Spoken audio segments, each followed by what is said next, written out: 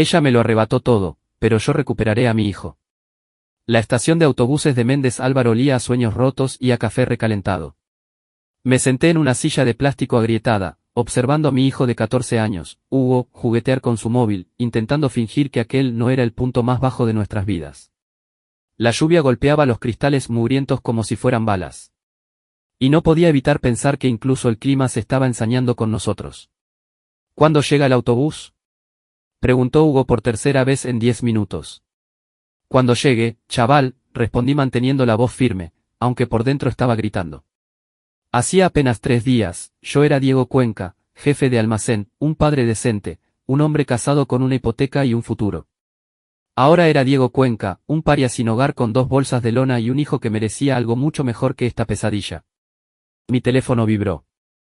Era un mensaje de mi cuñada, Elena. No subas a ese autobús. Voy a buscaros. Es importante. Me quedé mirando la pantalla. Elena había guardado un silencio absoluto desde que Blanca nos echó a la calle. Blanca, mi esposa durante 16 años, la mujer que decidió que nuestro matrimonio era incompatible con su estilo de vida de alta ejecutiva. Blanca, la que me entregó los papeles del divorcio a través de su abogado mientras yo estaba en el trabajo, y luego hizo que la seguridad me escoltara fuera de nuestra propia casa como si fuera un criminal.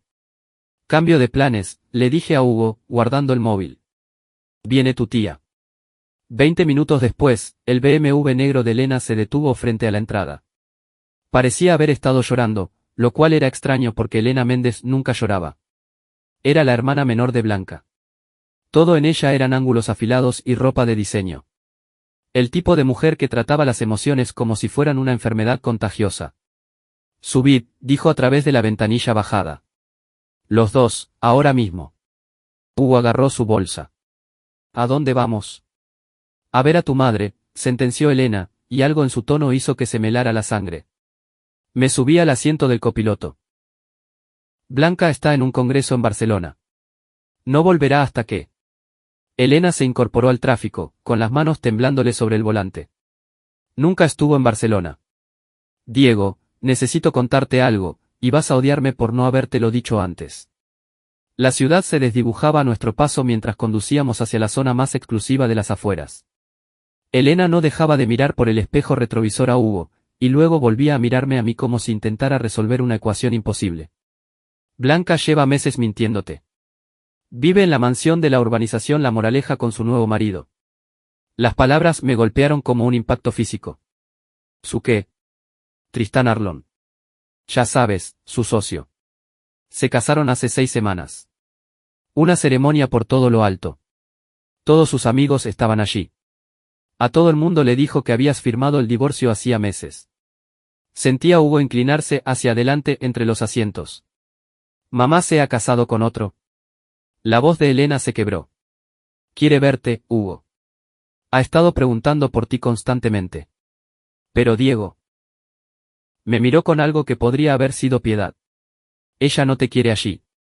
Lo dejó muy claro. Condujimos en silencio durante 10 minutos por barrios donde la gente como yo solo iba para entregar paquetes o reparar electrodomésticos estropeados. Finalmente, Elena se detuvo ante unos portones de hierro que probablemente costaban más que mi salario anual. La mansión que se vislumbraba detrás parecía sacada de una revista. 3 plantas de piedra y cristal con una entrada circular y un jardín que parecía mantenido por un equipo de profesionales. Nada que ver con nuestra modesta casa de 3 habitaciones al otro lado de la ciudad. Dios mío, susurré. La heredó de la primera esposa de Tristán, explicó Elena. La mujer murió en un accidente de coche el año pasado. Se lo dejó todo a él, incluyendo un fondo fiduciario de unos 12 millones de euros. Los portones se abrieron automáticamente. Elena nos llevó hasta la entrada principal, donde un hombre alto con un traje carísimo nos esperaba. Tristán Arlón parecía haber salido de un catálogo corporativo. Cabello canoso, dentadura perfecta y esa clase de sonrisa confiada que delataba a alguien que jamás se ha preocupado por el dinero en su vida. Detrás de él estaba Blanca. Mi esposa, mi exesposa, lucía increíble. Tenía el pelo oscuro peinado de forma distinta, más corto y sofisticado. Llevaba un vestido color crema que probablemente costaba más que mi alquiler mensual. Y sostenía a un bebé en brazos.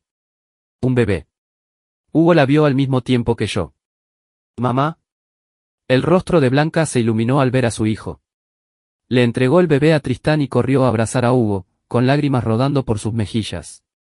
Mi niño precioso, susurró. Te he echado tanto de menos. Ni siquiera me miró. Tristán dio un paso al frente, todavía sosteniendo al bebé, una niña que no tendría más de 6 meses. Tú debes de ser Diego, dijo, extendiendo su mano libre. He oído mucho sobre ti. No le estreché la mano. Seguro que sí. Blanca finalmente reconoció mi existencia con una mirada gélida. Diego, estás, hizo una pausa, observando mi ropa arrugada y mi barba de 3 días. Cansado. La gente sin hogar suele tener ese aspecto, repliqué. Han sido unos días muy instructivos. No seas dramático. Se volvió hacia Hugo, pasándole los dedos por el pelo. Cariño, quiero que conozcas a tu hermanita. Se llama Emma. Hugo miró al bebé con total confusión. ¿Hermanita? Tristán y yo nos casamos hace 2 meses, explicó Blanca. Emma es la hija de su primer matrimonio, pero voy a adoptarla. Ahora somos una familia. Sentí como si estuviera viendo la escena bajo el agua. Todo parecía distorsionado, irreal. Hace 2 meses, Blanca. Todavía estábamos casados hace 2 meses. Ella finalmente me miró a los ojos, y su mirada era puro hielo. Lo estábamos, Diego. ¿De verdad? ¿Cuándo fue la última vez que tuvimos una conversación real? ¿Cuándo fue la última vez que mostraste interés por mi carrera, por mis sueños, por mi futuro?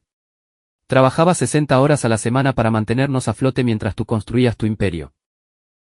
Y yo estaba construyendo algo significativo mientras tú te conformabas con quedarte en aquel almacén para siempre. Puso un brazo sobre los hombros de Hugo. No voy a pedir perdón por querer más. Tristán se acercó a Blanca, en un gesto claramente territorial. Quizá deberíamos entrar. Los vecinos no tienen por qué enterarse de los asuntos familiares. El interior de la mansión era aún más impresionante que el exterior. Suelos de mármol, lámparas de cristal y obras de arte que parecían pertenecer a un museo. Blanca nos guió hasta un salón del tamaño de toda mi casa anterior. Hugo, te he preparado una habitación arriba, dijo ella. Tu propio baño, una zona de juegos, todo lo que un chico de tu edad necesita.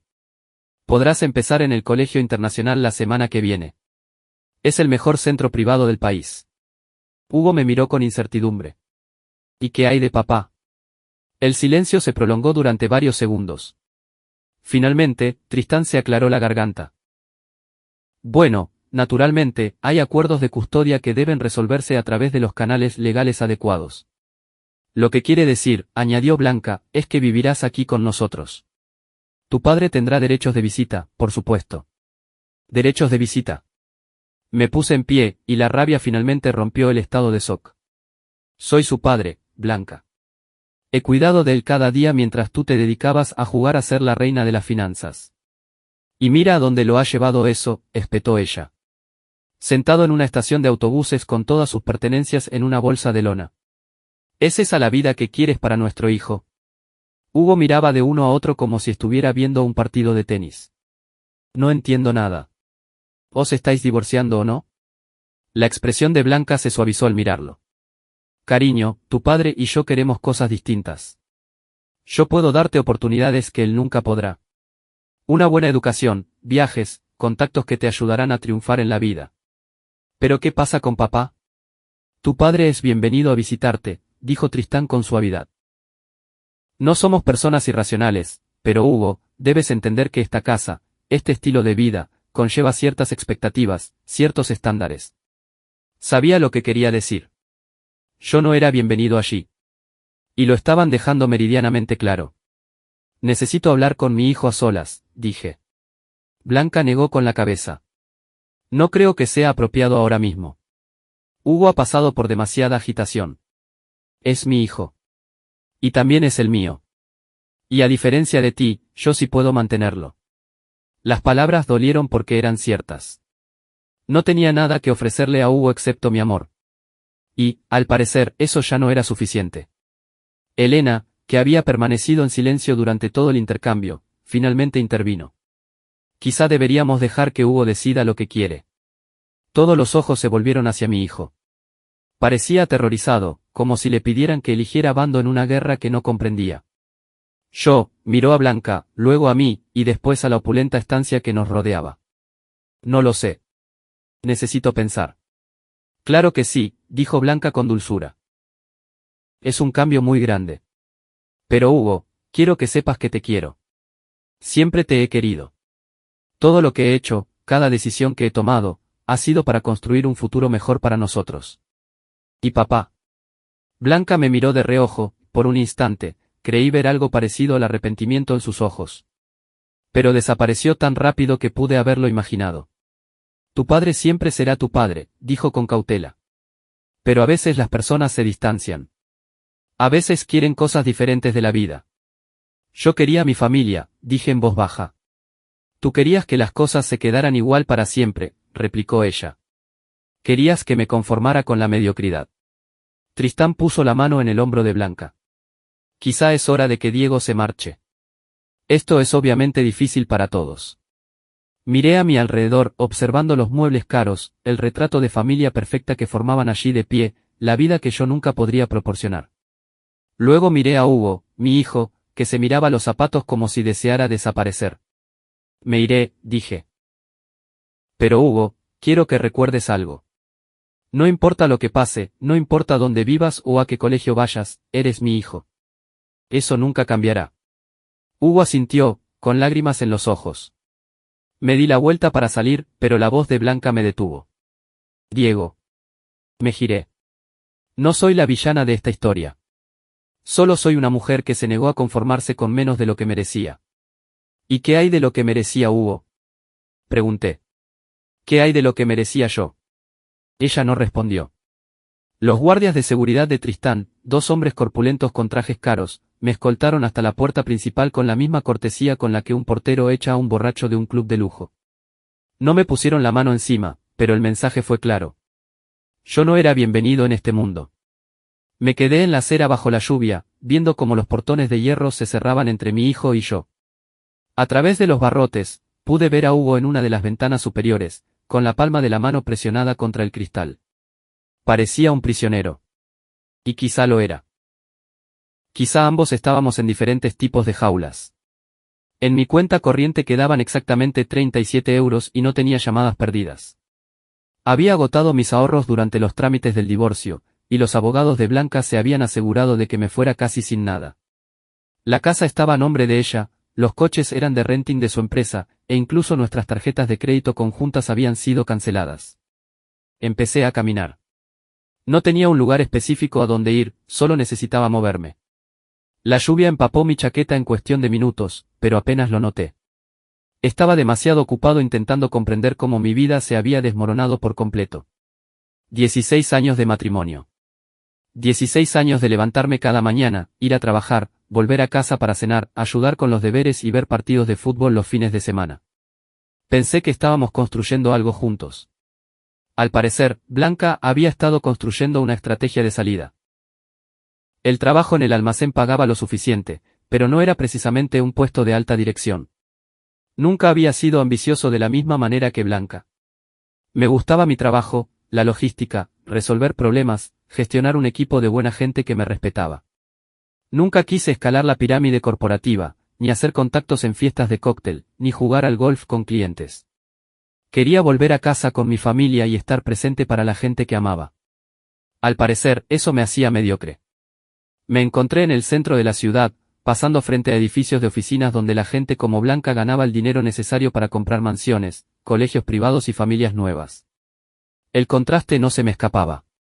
Aquí estaba yo, un hombre de 42 años con todo lo que poseía en 2 bolsas de lona, mientras mi exesposa jugaba a las casitas con un millonario. Mi teléfono sonó. Número desconocido. Hola. Diego, habla el inspector Raúl Sola. Nos conocimos durante el proceso de divorcio. Lo recordaba. Un tipo mayor, de unos 55 años, con ojos cansados y un traje arrugado. Blanca lo había contratado para investigar mis finanzas, buscando activos ocultos que no existían. ¿Qué puedo hacer por usted, inspector? En realidad, llamaba para ver qué podía hacer yo por usted. Me he enterado de lo que ha pasado con la situación de la custodia.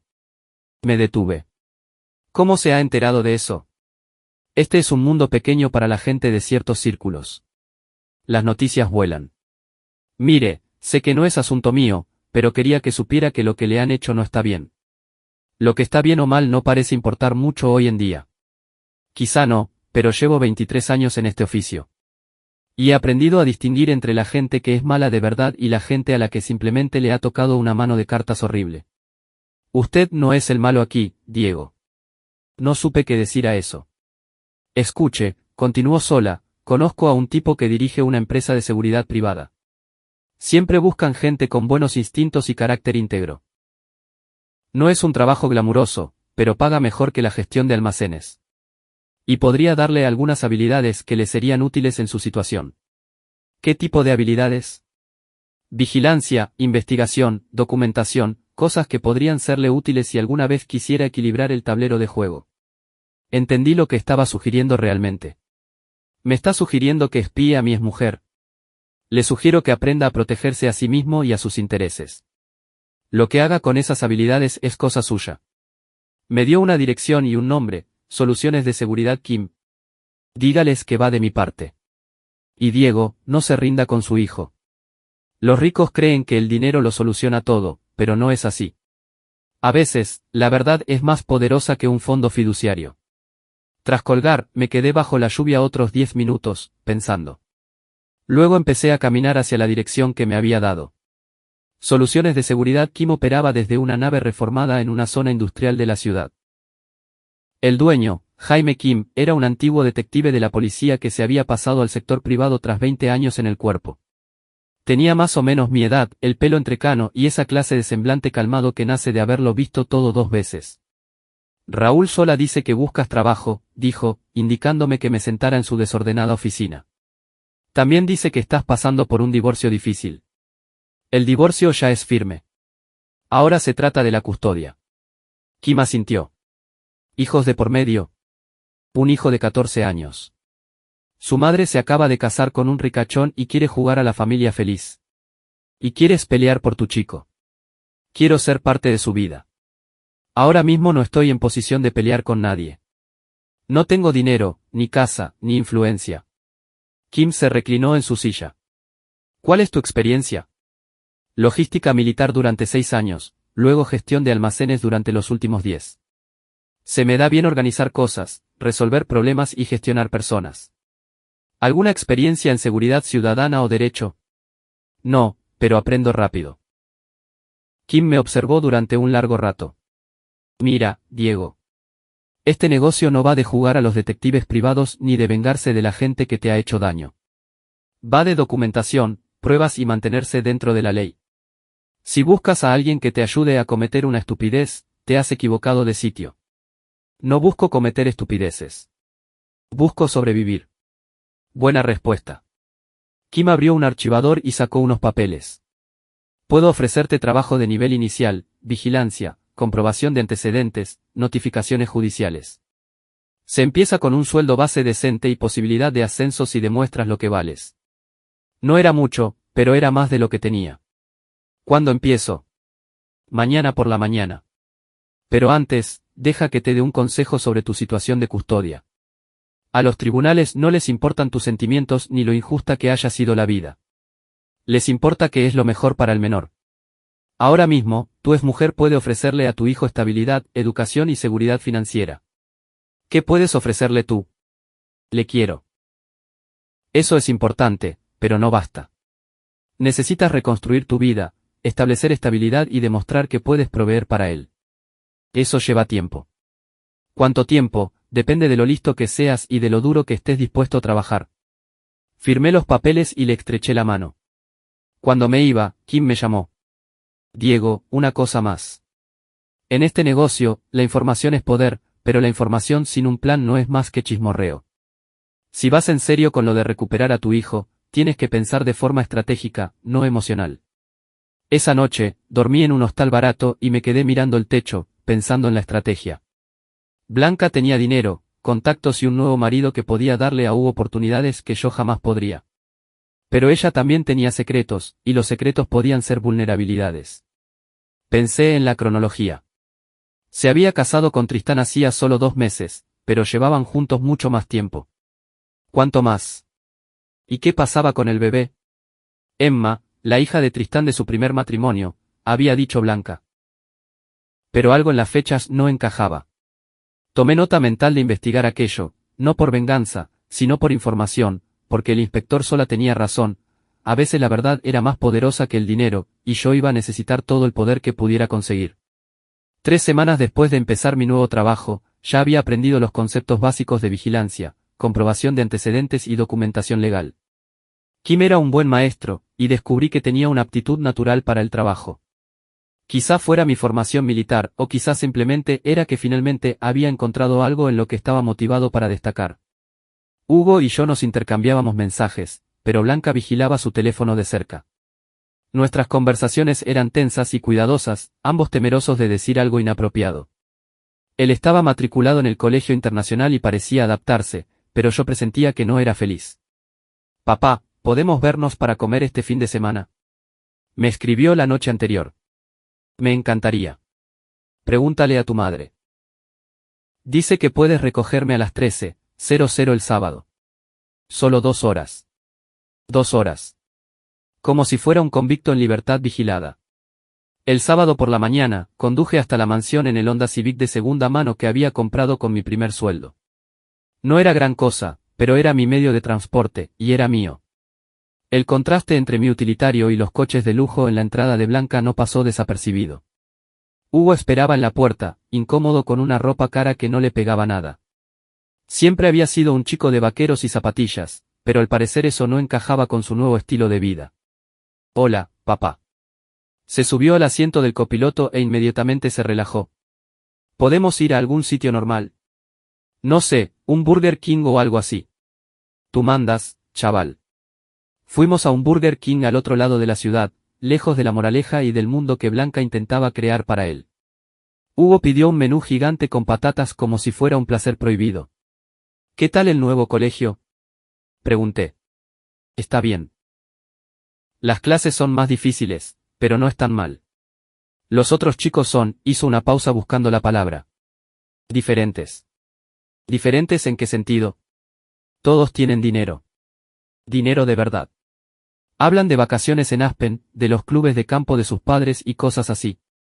No encajo mucho. Encontrarás a tu grupo, dije. Siempre lo haces. A lo mejor. Jugueteó con sus patatas. Papá, ¿puedo preguntarte algo? Lo que quieras. ¿Por qué no peleaste más? Cuando mamá dijo que quería el divorcio, ¿por qué no intentaste detenerla? La pregunta me dolió como un puñetazo en el estómago. Lo intenté, Hugo, pero no puedes obligar a alguien a que te quiera si ya no lo hace. Pero te echó de tu propia casa. Se lo llevó todo. La casa estaba a su nombre. Legalmente, tenía derecho. Eso no lo hace justo. No, no lo fue. Pero la justicia no es un concepto que parezca aplicarse ya a mi vida. Tu madre y yo queríamos cosas distintas, dije con cuidado. Ella quería construir un imperio. Yo quería construir una familia. Ninguno de los dos se equivocaba, pero ya no éramos compatibles. ¿Y qué hay de mí? No tengo yo voz ni voto en lo que quiero. ¿Qué es lo que quieres, Hugo? Se quedó callado mucho tiempo. Finalmente, dijo, quiero recuperar a mi familia. Quiero que las cosas vuelvan a ser como antes. Lo sé, hijo. Yo también quiero eso. Pero a veces tenemos que trabajar con lo que tenemos en lugar de con lo que deseamos. ¿Vas a intentar pedir mi custodia? Miré a mi hijo. Le miré de verdad. Estaba creciendo rápido, perdiendo la suavidad de la infancia y desarrollando los rasgos angulosos que harían que se pareciera a mí en unos años. Pero sus ojos seguían siendo jóvenes, todavía con la esperanza de que los adultos de su vida pudieran arreglar el desastre que habían creado. Voy a intentarlo, dije, pero es complicado. Tu madre puede darte cosas que yo no puedo. No me importa el dinero. Dices eso ahora, pero la universidad es cara y las oportunidades, papá, para. Hugo se inclinó hacia adelante, con voz intensa. No me importa el colegio internacional ni la mansión ni nada de eso. Me importas tú. Eres mi padre. Sentí que las lágrimas me escocían en los ojos. Eres mi hijo. Eso nunca cambiará, pase lo que pase. Entonces pelea por mí, por favor. Tras dejar a Hugo de vuelta en la mansión, me quedé sentado en el coche un buen rato, pensando en lo que había dicho. Pelea por mí. Sonaba sencillo, pero la realidad era compleja. Blanca tenía todas las cartas: dinero, abogados, conexiones sociales, un hogar estable. ¿Qué tenía yo? Tenía amor. Pero, como Kim había señalado, el amor no bastaba en un tribunal de familia. Necesitaba influencia. Esa noche, empecé a hacer lo que mejor se me daba: recopilar información. Comencé con los registros públicos, investigando el pasado de Tristán Arlon. Lo que encontré fue interesante. La primera esposa de Tristán, Catalina Arlon, había muerto en un accidente de tráfico hacía 13 meses. El informe del accidente estaba disponible y era una lectura sombría. Un choque de un solo vehículo en una noche lluviosa. El coche se salió de la carretera y cayó por un barranco. Catalina fue declarada muerta en el acto. Pero aquí estaba lo curioso: el accidente había ocurrido solo 3 semanas después de que Catalina solicitara el divorcio. Indagué más. La demanda de divorcio de Catalina citaba diferencias irreconciliables e irregularidades financieras. Pedía la mitad de sus activos y la custodia total de su hija de 6 meses, Emma. El bebé que Blanca estaba criando ahora como propio. Crucé las fechas con el calendario de viajes de la empresa de Blanca, al que pude acceder gracias a una investigación creativa. Ella había estado haciendo viajes frecuentes para reunirse con potenciales inversores en los meses previos al fallecimiento de Catalina, viajes que coincidían con los desplazamientos de negocios de Tristán. Era circunstancial, pero dibujaba un cuadro claro. Blanca y Tristán habían estado teniendo una aventura mientras él estaba casado con Catalina. Catalina se enteró, pidió el divorcio y luego murió en un conveniente accidente antes de que el proceso pudiera completarse. No estaba sugiriendo un homicidio, los accidentes de coche ocurren constantemente. Pero el momento era sospechoso y me daba una idea del carácter de Blanca. Había estado dispuesta a romper un matrimonio por dinero y estatus. Había estado planeando su salida de nuestro matrimonio mucho antes de entregarme los papeles. Más importante aún, significaba que le había estado mintiendo a Hugo sobre el inicio de su relación con Tristán. Había presentado su matrimonio como algo que surgió tras nuestro divorcio, pero las pruebas sugerían que llevaban juntos más de un año. Información. Tal como había dicho Kim. Ahora necesitaba averiguar cómo usarla. Durante el mes siguiente, me volqué en aprender todo lo posible sobre técnicas de vigilancia e investigación. Kim estaba impresionado con mis progresos y empezó a darme tareas más complejas. Ahora ganaba un sueldo decente. No lo suficiente para competir con los millones de Tristán, pero sí para alquilar un pequeño apartamento y establecer cierta estabilidad. También empecé a elaborar un expediente sobre Blanca y Tristán. Nada ilegal, solo información disponible en registros públicos, redes sociales y observación cuidadosa. Documentaba todo: su estilo de vida, sus hábitos, sus inconsistencias. Descubrí que la nueva vida perfecta de Blanca tenía algunas grietas. Para empezar, Tristán bebía mucho. Le había visto llegar a casa de cenas de negocios claramente intoxicado en múltiples ocasiones. También tenía un problema con el juego. Le había seguido hasta una partida de póker clandestina en una nave industrial donde perdió varios miles en una sola noche. Blanca parecía ignorar estos problemas. O quizá elegía ignorarlos. Estaba demasiado ocupada interpretando el papel de la esposa perfecta de un ejecutivo, organizando cenas y eventos benéficos, luciendo a su nueva familia como si fueran accesorios. Pero el descubrimiento más interesante vino de una fuente inesperada. Estaba haciendo vigilancia frente a su casa una tarde cuando Elena llegó en su BMW. Se quedó en el coche varios minutos antes de salir, como si estuviera cobrando valor para algo. Cuando finalmente entró, pude ver a través de las ventanas que ella y Blanca estaban teniendo una acalorada discusión. 20 minutos después, Elena salió furiosa, se subió a su coche y condujo directamente a un bar del centro. La seguí. Ya llevaba 3 copas cuando me acerqué a su mesa. ¿Te invito a otra?, pregunté. Ella levantó la vista, con los ojos rojos por las lágrimas y el alcohol. Diego, ¿qué haces aquí? Lo mismo que tú, creo. Intentar dar sentido a lo que se ha convertido mi vida. Ella soltó una carcajada amarga. Siéntate. Las penas con pan son menos, pero con alcohol pasan antes. Pedí una cerveza y esperé a que hablara. El alcohol suele aflojar las lenguas, y Elena claramente tenía algo que soltar. Ella no es la persona con la que te casaste, dijo tras un largo silencio. La gente cambia. No, Quiero decir que, literalmente, no es la misma persona. La Blanca con la que crecí se preocupaba por la gente. Era ambiciosa, claro, pero tenía empatía. Esta mujer, Elena sacó la cabeza. Esta mujer tiró 16 años de matrimonio a la basura como si fuera un pañuelo usado. ¿Por qué me cuentas esto? Porque me siento culpable. Sabía lo de Tristán meses antes de que ella te dejara. Sabía que planeaba divorciarse de ti y casarse con él. Debí avisarte. ¿Por qué no lo hiciste? Porque le tenía miedo. Blanca siempre ha sido la que tiene éxito, la inteligente, la que todos admiran. No quería enfrentarme a ella. Y ahora he visto de qué es capaz. Elena terminó su copa y pidió otra. ¿Sabes lo de Catalina Arlón? La primera mujer de Tristán. Murió 3 semanas después de enterarse del lío de Blanca y Tristán. Catalina me llamó, ¿sabes? La noche antes de morir. Estaba aterrorizada. Me incliné hacia adelante. ¿Aterrorizada de qué? De Tristán. Dijo que él la estaba amenazando, presionándola para que retirara la demanda de divorcio. Dijo que tenía pruebas de fraude financiero, que Tristán había estado ocultando activos, moviendo dinero al extranjero. Iba a denunciarlo todo. ¿Qué tipo de pruebas? Documentos, registros bancarios. Llevaba meses copiando todo. La voz de Elena bajó hasta ser un susurro. Me dijo que iba a reunirse con su abogado a la mañana siguiente para entregarlo todo. Nunca llegó a esa reunión. ¿Dónde están esos documentos ahora? Esa es la cuestión. Desaparecieron. La policía dijo que el coche de Catalina ardió por completo en el accidente.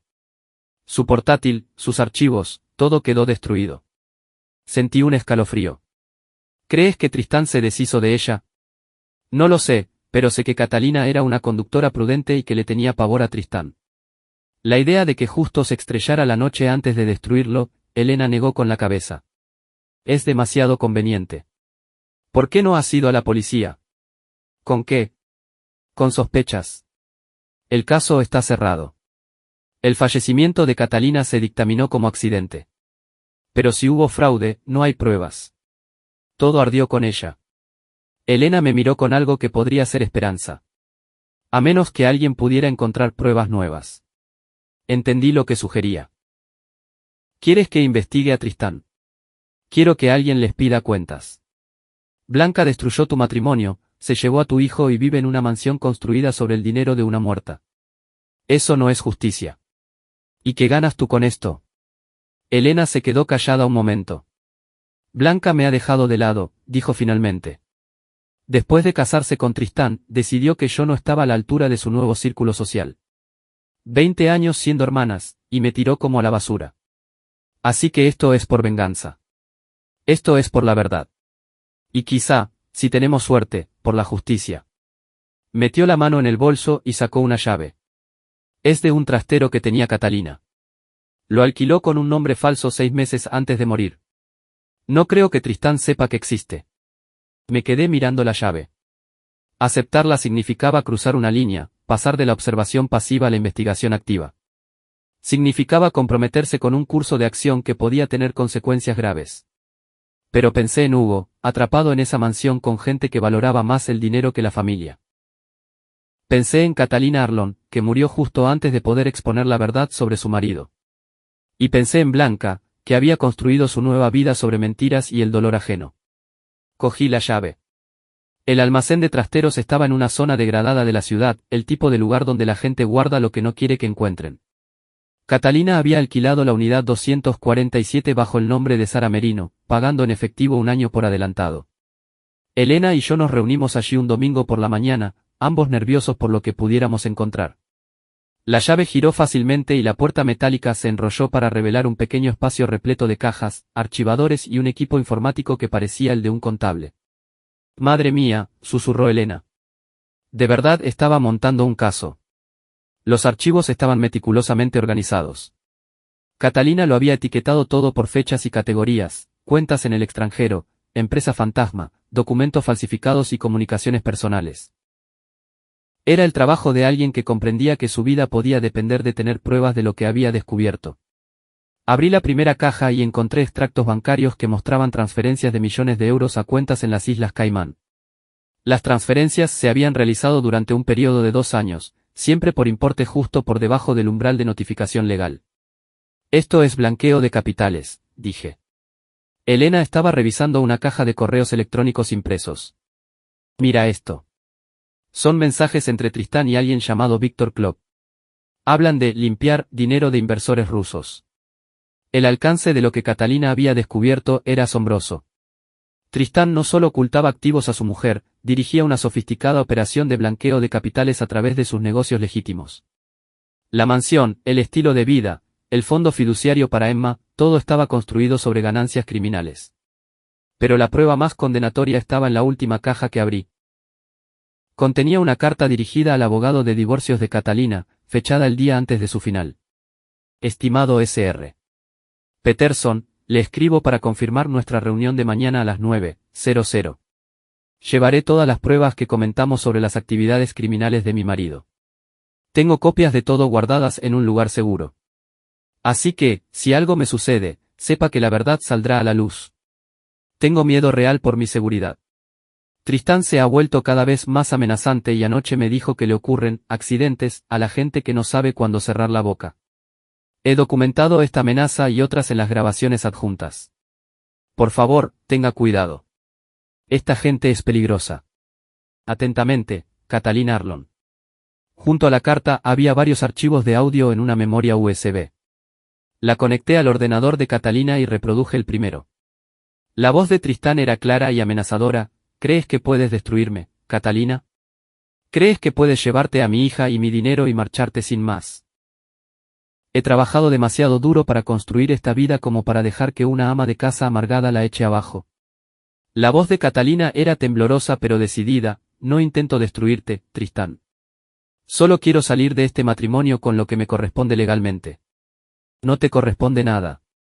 Y si intentas quitarme a Emma, si intentas exponer mis negocios, te arrepentirás. Los accidentes ocurren, Catalina. La gente desaparece. Deberías recordarlo. Había 6 grabaciones más, cada una más amenazante que la anterior. En la última, grabada solo unas horas antes de su final, Catalina lloraba. Sabe que me reúno con el abogado mañana. Sabe que tengo pruebas. Tengo miedo, pero tengo que hacerlo. Emma merece algo mejor que crecer con un criminal como padre. Si algo me pasa, por favor, asegúrense de que estas grabaciones lleguen a la policía. Elena y yo nos quedamos en silencio varios minutos tras terminar la grabación. Las implicaciones eran abrumadoras. Catalina Arlon no murió en un accidente. Había sido víctima de un crimen, y ahora Blanca estaba criando a la hija de la fallecida, viviendo en su casa y gastando su dinero. Tenemos que ir a la policía, dijo Elena. Con pruebas que obtuvimos ilegalmente entrando en un trastero. No entraste ilegalmente. Yo te di la llave. ¿Y cómo conseguiste la llave? Elena pareció incómoda. Catalina me la dio la última vez que hablamos. Dijo que, si algo le pasaba, me asegurara de que alguien mirara en la unidad 247. ¿Por qué no lo comprobaste antes? Porque tenía miedo. Porque no quería creer que mi hermana fuera capaz de estar involucrada con alguien como Tristán. Miré a mi alrededor, a las cajas de pruebas, a la cuidadosa documentación de años de actividad criminal. Catalina Arlon murió intentando proteger a su hija y exponer la verdad. Lo mínimo que podía hacer era asegurarme de que su sacrificio no fuera en vano. No vamos a ir a la policía, dije. ¿Qué? ¿Por qué no? Porque lo estropearán. Los tipos ricos como Tristán tienen abogados caros que saben cómo hacer que las pruebas desaparezcan y los testigos se retracten. Si vamos a hacer esto, tenemos que ser más listos. ¿Qué sugieres? Pensé en el consejo de Kim. La información sin un plan no es más que chismorreo. Tenía información ahora, más de la que nunca hubiera soñado. Pero necesitaba un plan que no solo expusiera los crímenes de Tristán, sino que también alejara a Hugo de esa gente peligrosa. Sugiero que juguemos a largo plazo, dije. Lo documentaremos todo, haremos copias, construiremos un caso hermético y luego los destruiremos a ambos de una forma de la que no puedan recuperarse. A ambos. ¿Te refieres también a Blanca? Blanca eligió casarse con un criminal y criar a la hija de la mujer a la que él destruyó. Eligió construir su nueva vida sobre dinero manchado de sangre. No es una espectadora inocente. Es una cómplice. Elena asintió lentamente. ¿Qué necesitas que haga? Ayúdame a copiar todo esto. Luego lo devolveremos todo exactamente como lo encontramos. Las pruebas de Catalina se quedan aquí hasta que estemos listos para usarlas. Y entonces les daremos a Blanca y a Tristán exactamente lo que se merecen. Durante las siguientes 6 semanas, me obsesioné con construir un caso infalible contra Blanca y Tristán. Utilicé todos los recursos a mi alcance. Mi trabajo con Jaime Kim me dio acceso a bases de datos y equipos de vigilancia, mientras que Elena proporcionaba información interna sobre sus rutinas diarias y sus contactos sociales. El cuadro que surgió fue aún peor de lo que sospeché inicialmente. La operación de blanqueo de Tristán era masiva, implicaba empresa fantasma en 3 comunidades autónomas y conexiones con figuras del crimen organizado en Marbella y Madrid. Blanca no era una beneficiaria inocente, le ayudaba activamente a legitimar la operación invirtiendo el dinero sucio a través de las promociones inmobiliarias de su empresa. Pero necesitaba algo más que pruebas de sus crímenes. Necesitaba documentar cómo sus acciones afectaban a Hugo. La oportunidad llegó cuando Hugo empezó a tener problemas en el colegio. Sus notas bajaban, se había peleado con compañeros y los profesores informaban de que estaba retraído y colérico. Cuando lo recogí para nuestra comida semanal, parecía agotado. ¿Semana difícil?, pregunté. Podría decirse que sí. Se desplomó en el asiento. Me han suspendido 3 días. ¿Qué ha pasado? Un tío del colegio dijo que su padre oyó que tú eras un perdedor que abandonó a su familia por dinero. Le pegué un puñetazo. Sentí una mezcla de orgullo y preocupación. Hugo, no puedes resolver los problemas pegando a la gente. ¿Por qué no? Funcionó. No ha vuelto a decir nada. Porque la violencia no arregla nada. Solo crea más problemas. Como los problemas de mamá y Tristán. Le miré de reojo. ¿A qué te refieres? Discuten mucho. Normalmente tarde, por la noche, cuando creen que estoy dormido. Tristán bebe demasiado y entonces se pone cruel.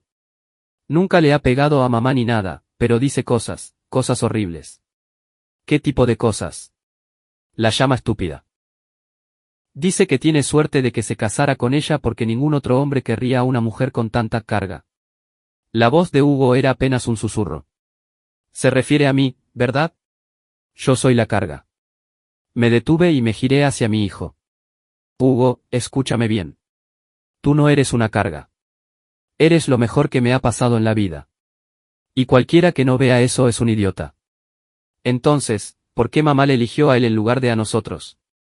Era una pregunta justa, una con la que yo mismo había estado lidiando. Creo que tu madre se confundió sobre lo que era importante. Pensó que el dinero y el estatus la harían feliz, pero no creo que sea así. No parece feliz. Sonríe mucho cuando hay gente, pero cuando estamos solos, parece que está vacía. ¿Y tú? ¿Eres feliz allí? Hugo guardó silencio mucho tiempo. No, dijo finalmente. Siento que vivo la vida de otro. Todo es tan perfecto y tan falso. La casa, la ropa, el colegio. Nada parece real. ¿Qué te haría feliz? Volver a casa, estar contigo, ser una familia otra vez. Hugo, sabes que eso no es posible ahora, ¿verdad? Tu madre y yo no podemos, no me refiero a que volváis juntos. Sé que eso no va a pasar. Me refiero a vivir contigo. Sentí que el corazón me daba un vuelco. ¿Es eso lo que quieres por encima de todo? No es tan sencillo. El juez le dio la custodia a ella porque puede darme cosas que tú no puedes. ¿Y si ella no pudiera? ¿Y si pasara algo que hiciera que el juez cambiara de opinión? Miré a mi hijo con atención. ¿A qué te refieres? ¿Y si mamá y Tristán estuvieran haciendo algo malo? Algo que les hiciera no ser aptos para cuidarme. Hugo, ¿qué es lo que sabes? Sé que Tristán tiene reuniones con gente que da miedo. Sé que guarda mucho efectivo en una caja fuerte en su despacho. Sé que mamá ha estado mintiendo a sus socios sobre a dónde va el dinero. Hugo me miró a los ojos. Y sé que les has estado vigilando. Sentí un escalofrío. ¿Cómo lo sabes? He visto tu coche aparcado al final de la calle. Te he visto en la cafetería frente a la oficina de mamá. No se te da muy bien esconderte. Genial. Mi hijo de 14 años había detectado mi vigilancia. O estaba perdiendo el toque o él era más observador de lo que yo creía. Hugo, prométeme una cosa. No te metas en lo que sea que esté pasando entre tu madre y yo. Es asunto de adultos y puede ser peligroso. Más peligroso que vivir con un criminal. ¿Sabes lo de los negocios de Tristán? Sé lo suficiente. No soy tonto, papá. Veo lo que pasa. Hugo se inclinó. La pregunta es, ¿qué vas a hacer tú al respecto? Pensé en las grabaciones de Catalina, en las pruebas del trastero y en el caso que llevaba semanas construyendo. Pensé en mi hijo atrapado en una casa con gente que valoraba el dinero más que su bienestar. Voy a sacarte de allí, dije. Pero necesito que seas paciente y confíes en mí. ¿Cuánto tiempo? Pronto. Muy pronto. Esa noche, llamé a Jaime Kim y le pedí que nos reuniéramos en la oficina. Era hora de buscar ayuda profesional. Esto es más grande de lo que pensaba, dije, extendiendo copias de las pruebas de Catalina sobre su mesa. No hablamos solo de fraude de custodia. Hablamos de blanqueo de capitales, posiblemente de un homicidio y de un menor criado por criminales. Kim estudió los documentos con detenimiento. Esto es territorio de la Audiencia Nacional y la Guardia Civil, Diego. Tienes que entregar esto. ¿Y qué pasará? Investigarán durante 2 años mientras Hugo sigue en esa casa. Harán tratos con los abogados de Tristán mientras Blanca desaparece con mi hijo. ¿Cuál es la alternativa? Encargarnos nosotros. Exponerlos públicamente, destruir su credibilidad y obligar al sistema a actuar. Eso es justicia por mano propia. Es la única justicia que va a recibir mi hijo. Kim se quedó callado mucho tiempo, leyendo los archivos de Catalina. Finalmente, me miró. Si hacemos esto, lo hacemos bien. Sin vigilancia ilegal, sin allanamientos, sin pruebas que puedan ser desestimadas por tecnicismos. Construiremos un caso que se sostenga en el tribunal y en los medios. De acuerdo. Y cuando termine, te apartas. Nada de venganza personal, nada de intentar destruirlos más allá de lo necesario para proteger a tu hijo. Me lo pensé. La verdad era que quería destruirlos. Quería que Blanca lo perdiera todo, tal como yo lo perdí. Quería que Tristán pagara por lo que le hizo a Catalina y por lo que le estaba haciendo a Hugo. Pero también quería recuperar a mi hijo más de lo que quería venganza. De acuerdo, dije. Kim asintió. Entonces, manos a la obra. El plan que Kim y yo desarrollamos era elegante en su sencillez. En lugar de intentar demostrar nosotros mismos los crímenes de Tristán, íbamos a dejar que él mismo se delatara. Solo necesitábamos crear las circunstancias adecuadas. La clave era Víctor Klop, el contacto ruso mencionado en los correos de Catalina. Según los registros financieros, Víctor había estado canalizando dinero a través de la operación de Tristán durante más de 2 años. Pero recientemente, las transferencias se habían detenido. Al contrastar con las noticias, descubrí por qué. Víctor había sido arrestado por agentes federales hacía 3 semanas por cargos no relacionados. Esto creaba un problema para Tristán. Tenía en su poder aproximadamente 4 millones de euros de Víctor. Dinero que ahora estaba efectivamente congelado porque su dueño estaba bajo custodia federal. Tristán no podía devolverlo, no podía invertirlo y no podía usarlo sin arriesgarse a ser descubierto. Pero ¿y si alguien se ofreciera a quitarle ese problema de encima? Kim tenía contactos en el mundo de la seguridad privada, incluyendo a varios antiguos agentes especializados en delitos financieros. Uno de ellos, un hombre llamado Roberto Chen, aceptó ayudarnos a montar una operación encubierta. El plan consistía en que Chen se acercara a Tristán como representante de otra organización criminal, alguien que buscaba blanquear dinero a través de negocios legítimos. Si Tristán picaba el anzuelo, lo tendríamos grabado discutiendo actividades delictivas. Si no, al menos habríamos agitado el avispero lo suficiente como para ponerle nervioso. Pero primero, necesitábamos sacar a Blanca de escena temporalmente. Ahí es donde entró Elena. Necesito que convenzas a Blanca para que se vaya de viaje, le dije. Un fin de semana largo en algún sitio lejano. No se irá. Es demasiado paranoica con dejar a Tristán a solas con el bebé. Entonces haz que sea por negocios. Dile que has oído hablar de una oportunidad de inversión en Marbella. Algo que requiera su atención personal. Elena se mostró escéptica. No se va a creer que yo tenga acceso a inversiones de alto nivel. Se lo creerá si lo hace sonar lo bastante exclusivo. Dile que es un trato inmobiliario privado, algo solo disponible para gente con un capital líquido superior a 5 millones. Apela a su codicia y a su ego. Costó convencerla, pero finalmente Elena logró venderle a Blanca un viaje de 4 días a Marbella para explorar oportunidades de inversión.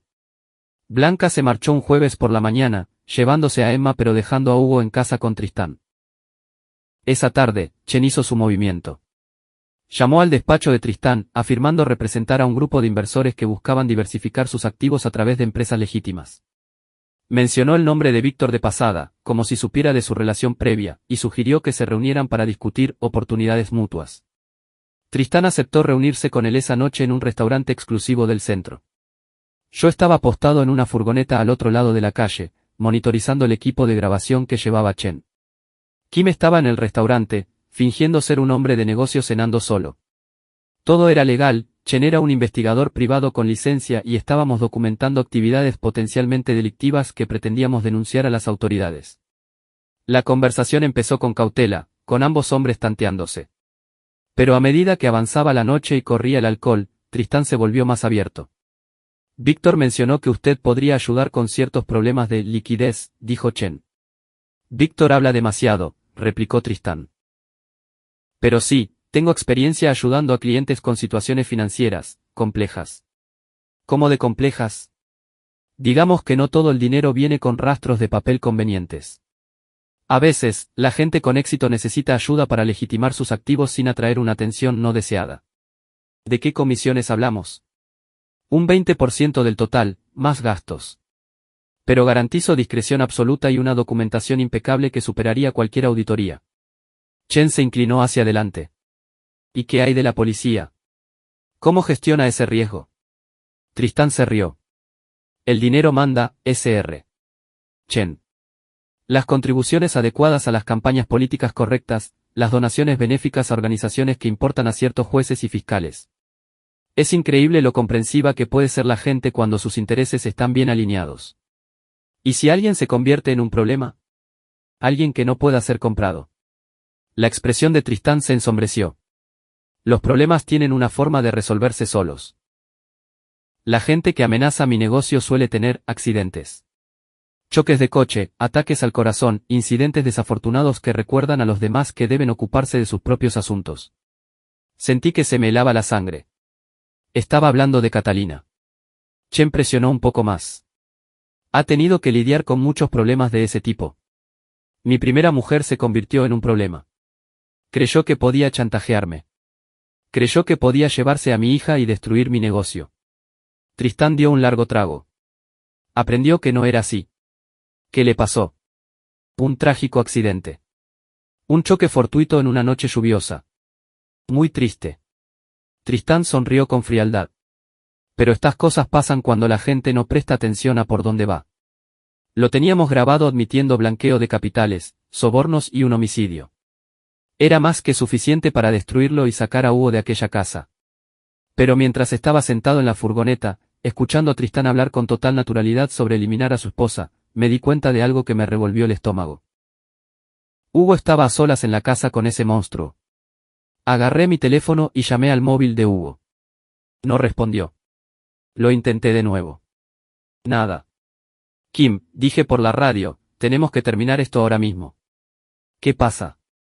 Hugo no responde al teléfono. Si Tristán sospecha algo. No terminé la frase. No hacía falta. Kim lo entendió al instante. Chen, aborta, dijo por su radio. Inventa una excusa y sal de ahí. Pero era demasiado tarde. El teléfono de Tristán estaba vibrando con una llamada entrante. Miró la pantalla y su rostro se volvió blanco. Tengo que coger esto, dijo, apartándose de la mesa. Pude verle a través de la ventana del restaurante, hablando urgentemente por teléfono. Luego colgó y volvió corriendo a la mesa. Lo siento, Sr. Chen, pero ha surgido algo urgente. Tendremos que continuar esta conversación en otro momento. Tiró dinero sobre la mesa y se marchó sin decir una palabra más. Yo ya estaba arrancando el motor de la furgoneta. Kim, ve a tu coche. Tenemos que llegar a esa casa antes que Tristán. ¿Qué crees que ha pasado? Creo que alguien le ha dado el chivatazo y mi hijo está solo con un hombre que acaba de confesar un crimen. Rompí todos los límites de velocidad para llegar a la moraleja, pero el Porsche de Tristán ya estaba en la entrada cuando llegué. La casa estaba a oscuras, excepto por unas pocas luces en la segunda planta. La ventana del dormitorio de Hugo era una de ellas. Kim aparcó detrás de mí justo cuando yo bajaba de la furgoneta. Diego, espera. Tenemos que pensar. Mi hijo está ahí dentro con un carnicero. No voy a esperar a nada. Si entras cargando, podrías empeorar las cosas. Llamemos a la policía. ¿Y qué les decimos? ¿Que tenemos grabaciones obtenidas ilegalmente de un hombre confesando crímenes? ¿Que hemos estado realizando una vigilancia no autorizada? Nos arrestarán a nosotros antes que a él. Kim me agarró del brazo. Entonces, ¿cuál es tu plan? Miré a la ventana de Hugo. La luz seguía encendida, lo que significaba que probablemente estaba bien por el momento. Pero si Tristán sospechaba que Hugo me había estado ayudando, o si decidía que mi hijo era un estorbo, voy a sacar a mi hijo de esa casa, dije. Todo lo demás puede esperar. Caminé hasta la puerta principal y llamé al timbre. Tras unos minutos, Tristán abrió, con aspecto desaliñado y furioso. Diego, ¿qué haces aquí? Vengo a por Hugo. Ha habido una emergencia familiar. ¿Qué tipo de emergencia? Mi madre ha tenido un infarto. Está en el hospital preguntando por su nieto. Era mentira, pero era el tipo de mentira que a Tristán le resultaría difícil verificar rápido. Me estudió la cara, intentando decidir si decía la verdad. Blanca no mencionó nada de que tu madre estuviera enferma. Blanca no lo sabe. Acaba de pasar hace una hora. Tendré que llamarla y confirmarlo. No hay tiempo. Los médicos dicen que puede pasar en cualquier momento. Hugo necesita despedirse de su abuela. Pude ver la computación en los ojos de Tristán. Estaba sopesando sus opciones, intentando decidir si dejar que Hugo se fuera conmigo valía el riesgo. Hugo está durmiendo, dijo finalmente. Pues despiértalo. No creo que sea buena idea. Ha tenido pesadillas últimamente y quiero ver a mi hijo ahora. Tristán dio un paso atrás, con la mano moviéndose hacia algo detrás de la puerta. Creo que deberías marcharte, Diego. No eres bienvenido aquí. En ese momento, oí la voz de Hugo desde arriba. Papá. ¿Eres tú? Hugo. Grité. Baja aquí, hijo. Tenemos que irnos. Él no va a ninguna parte, sentenció Tristán. Y ahora pude ver lo que estaba buscando, un bate de béisbol apoyado contra la pared detrás de la puerta. ¿Vas a detenerme con un bate? Si hace falta. Oí pasos en la escalera y Hugo apareció en el pasillo detrás de Tristán. Parecía asustado pero decidido. Papá, he intentado llamarte. Pasa algo raro. Tristán ha estado haciendo llamadas y se porta de forma extraña. Está bien, Hugo. Nos vamos. Tristán levantó el bate. No, no os vais. Hugo, vuelve a tu cuarto. No voy a ir a ningún sitio contigo, dijo Hugo. Sé lo que le hiciste a Catalina. Tristán se giró bruscamente hacia Hugo, y vi mi oportunidad. Me abalancé y agarré el bate, retorciéndolo hasta quitárselo de las manos. Tristán tropezó hacia atrás y Hugo corrió a mi lado. No sabéis lo que estáis haciendo, gruñó Tristán. No tenéis ni idea de con quién os estáis metiendo. Sé exactamente con quién me meto. Con un cobarde que destruye mujeres y amenaza a niños. No puedes demostrar nada. No tengo que demostrar nada. La Guardia Civil se encargará de eso cuando escuchen las grabaciones. El rostro de Tristán se volvió lívido. ¿Qué grabaciones? Esas en las que confiesas haber eliminado a Catalina. Esas en las que admites blanquear dinero y sobornar a cargos públicos. Esas que van a meterte en prisión el resto de tu vida. Mientes. Saqué mi teléfono y reproduje un fragmento de la conversación del restaurante. La voz de Tristán sonó nítida. Mi primera mujer se convirtió en un problema, trágico accidente, choque fortuito en una noche lluviosa. Tristán se lanzó contra mí, pero yo estaba preparado. Me eché a un lado y lo empujé contra la pared. Se golpeó con fuerza y se desplomó en el suelo, aturdido pero sin heridas graves. Hugo, al coche, dije. ¿Qué pasa con Emma? Miré hacia las escaleras. El bebé probablemente dormía en su cuna, ajena a que su mundo estaba a punto de cambiar drásticamente. Estará a salvo. Los servicios sociales se harán cargo hasta que encuentren a su verdadera familia. ¿Y mamá? Tu madre tomó su decisión cuando se casó con un verdugo. Ya no es responsabilidad tuya. Hugo dudó un instante, luego asintió. Salimos de la casa juntos, dejando a Tristán gimiendo en el suelo de mármol. Kim esperaba junto a los coches con el teléfono en la mano. La policía viene de camino. He dado un aviso anónimo sobre las grabaciones. ¿Cuánto tiempo tenemos? 20 minutos, quizá 30. Miré hacia la mansión, pensando en Blanca volviendo de Marbella para encontrarse su vida perfecta en ruinas. Pensando en Tristán esposado, pagando finalmente por lo que le hizo a Catalina. Pensando en Emma, un bebé inocente que crecería sin conocer a su verdadera madre. Papá. La voz de Hugo me trajo al presente. ¿Qué pasará ahora? Ahora nos vamos a casa, dije, y empezamos de nuevo juntos. Juntos. Mientras nos alejábamos de la Moraleja, pude oír las sirenas a lo lejos, cada vez más cerca. Por la mañana, la noticia estaría en todos los periódicos. Un rico empresario arrestado por blanqueo y homicidio. La implicación de una destacada consejera delegada bajo investigación. Caso de custodia reabierto. Pero, por ahora, solo éramos Hugo y yo conduciendo a través de la noche hacia lo que fuera que viniera después. Papá, dijo Hugo mientras entrábamos en el aparcamiento de mi edificio. Estoy orgulloso de que hayas peleado por mí. Yo también estoy orgulloso de ti, hijo, por ser tan valiente y decir la verdad. ¿Vamos a estar bien? Miré a mi hijo, le miré de verdad, y no vi al chico asustado y confundido que vivía en aquella mansión, sino al joven fuerte y resiliente en el que se estaba convirtiendo. Vamos a estar mucho mejor que bien, dije. Vamos a ser una familia. Epílogo 6 meses después, el juicio fue un bombazo mediático. Tristán Arlon fue condenado por múltiples cargos federales, incluyendo blanqueo de capitales, asociación ilícita y homicidio en segundo grado por el fallecimiento de Catalina Arlon. Fue sentenciado a cadena perpetua sin posibilidad de libertad condicional.